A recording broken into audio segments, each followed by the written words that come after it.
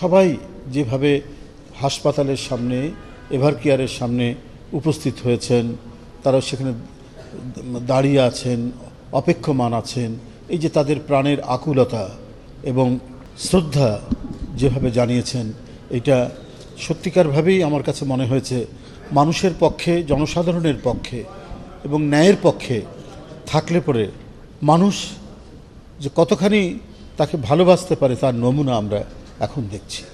এই মানুষ, যে মানুষটি অনেক ধরনের হুমকি এবং চক্রান্তের মুখে দেশ ছেড়ে চলে যেতে বলা হয়েছিল, কিন্তু তিনি তার নিজের জনগণকে ছেড়ে কখনো যাননি।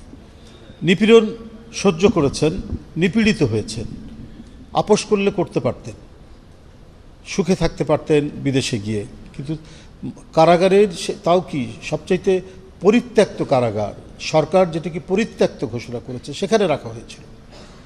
সেই কারাগারের মধ্যে থেকেও তিনি কোনো ধরনের আপোষ করেননি। রাজনীতিতে মানুষ একটি শব্দ প্রচলিত হয়ে গেছে, অর্থাৎ রাজনীতিবিদ বা যারা রাজনীতি করেন তারা যেটা বলেন সেটা বাস্তবায়নে দ্বিধা করেন বা বাস্তবায়ন হয় না।